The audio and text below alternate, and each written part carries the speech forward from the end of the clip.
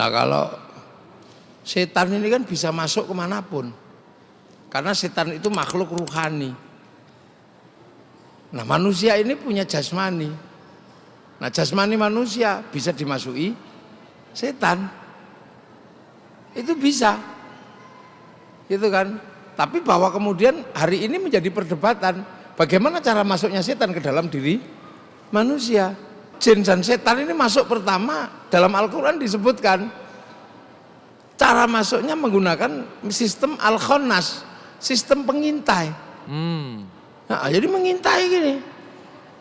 Nah untuk apa?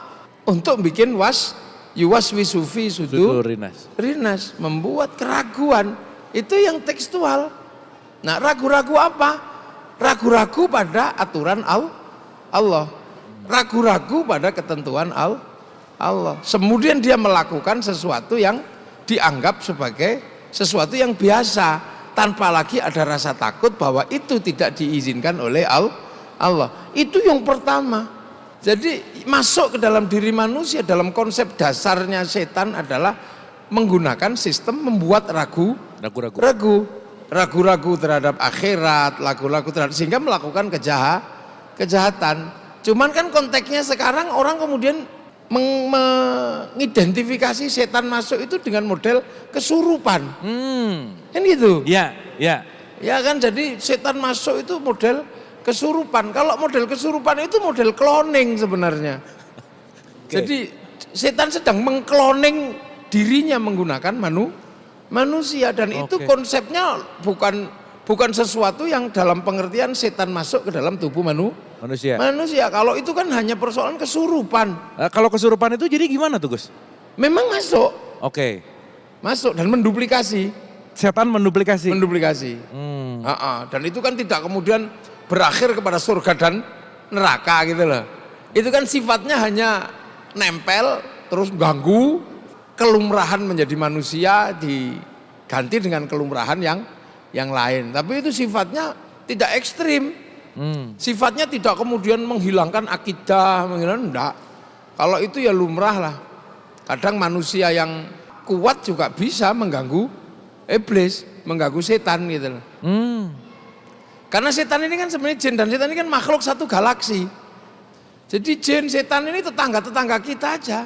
Kalau kita lebih kuat ya sananya lari, kalau sananya lebih kuat kita yang lari gitu aja. Jadi kita bisa ngeganggu setan ya? Bisa ganggu setan, bisa. Ya? Okay. Bisa, kita bisa saling ganggu. Wong itu makhluk satu galaksi kok. Yang disebut penguasa gunung ini beneran ada, tapi itu makhluk satu galaksi. Kekeliruannya kalau kita nganggap itu tuh Tuhan. Jadi banyak sekali penunggu-penunggu di sekitar kita banyak. Tapi itu makhluk satu galaksi ya, bisa ajak kelahi bisa. Kalau kemudian kita lebih kuat maka bisa kita suruh, bisa. Kita suruh dan itu nggak ada urusannya dengan musyrik, dengan apa enggak. Seperti kita ngambil sapi dari tengah hutan kemudian kita suruh bajak sawah. Ya seperti kita ngambil monyet dari dalam hutan kita suruh manjat kelapa. Seperti kita ngambil harimau kita suruh berburu. Jadi sebenarnya itu biasa aja, dunia yang biasa. Makanya karena makhluk satu galaksi, Nabi Sulaiman juga bisa nyuruh bangun masjid, bangun apa gitu. Iya, kita suruh-suruh apa bisa.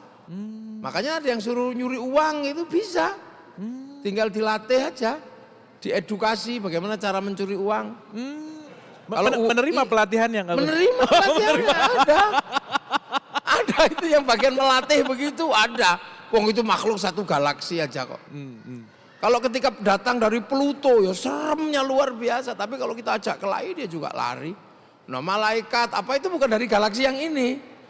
Malaikat itu dari galaksi yang nggak tahu ke tempatnya di mana. Jauhnya luar biasa. Kalau setan jin yang hari ini gedruwo kayak gitu itu makhluk satu galaksi. Kita lempar pakai tela pohon bisa itu. Kasih makannya makan gitu. Sama aja dengan kita nyuruh sapi terus kita kasih rumput gitu. Wong itu kan dunia umum. Kelahi sama mereka, menghadapi mereka nggak harus dengan melalui belajar dengan kiai. Di semua agama ada sistem pembelajaran itu. Semua manusia dikasih, wong itu makhluk biasa aja kok. Ada orang tidak beragama sama sekali ya bisa ketemu dengan makhluk itu. Di kampung-kampung, di pelosok-pelosok, di pedalaman-pedalaman sana banyak. Hidup satu galaksi kok. saling mengganggu, saling iseng itu ya bisa aja. Iya.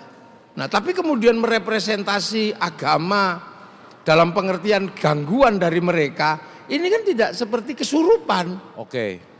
Gitu loh. Itu berbeda dengan ilmu tentang kesurupan dengan ilmu tentang jin yang mengganggu manusia, beda.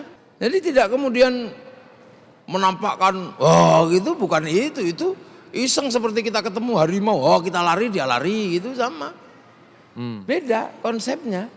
Oke. Jadi sekarang kan dicampur-campur gitu. Ya. Jadi seolah-olah bahwa jin mengganggu manusia itu termasuk kesurupan. Enggak juga, manusia menyurupi mereka juga bisa. Iya. Loh iya, manusia dengan kualifikasi yang tertentu nyurupi mereka bisa. Oke. Ini ilmu baru nih Gus. Bisa. Tahu berak-berik kampungnya juga bisa. Tidak berarti kemudian manusia sangat hebat ketika bisa masuk sana. Sana juga kadang keliru masuk ke kampung kita. Oke. Waket tempilingi gitu, suruh pulang lagi, udah pulang sana. Keluarkan aja dari tubuh manusia yang ditempati itu. Dia kan kadang di aliran-aliran darah di mana. Oke. Disuruh keluar aja. Nah, cara nyuruh keluar, masukkan anasir bagus, anasir uluhiyah yang melalui mulut, minum atau makanan agar masuk ke aliran darah. Nah, ketika aliran darah itu menyerap sesuatu yang baik, dia pergi. Oke. Makanya makanan-makanan yang didoakan itulah yang kemudian menyimpan doa untuk masuk ke dalam tubuh manusia. Nah, sekarang orang bertanya, masa makanan bisa menyimpan doa? Ya jangankan makanan, kaset aja bisa nyimpen suara. Iya kan, kaset itu nyimpen suara, handphone nyimpen gambar. Loh, makanya dulu orang berdoa, Allahumma barik lana, berkahilah. Makanya kemudian makanannya berubah menjadi makanan barokah. Lah ketika makanan barokah jadi daging, dagingnya daging barokah. Lah daging barokah itu enggak dibakar sama api neraka, makanya barik lana niku terusannya wakina ada benar, karena doanya barokah, maka ketika dibawa pulang namanya berkat. Karena itu kalau dimakan jadi darah, jadi daging, makhluk-makhluk dengan anasir buruk dia pergi. Iya kan? Kalau virus dimasuki dengan obat, cacing-cacing dimasuki dengan obat cacing. Nah, anasir makhluk yang tidak nampak ya dimasuki dengan sesuatu yang bersifat uluhiyah.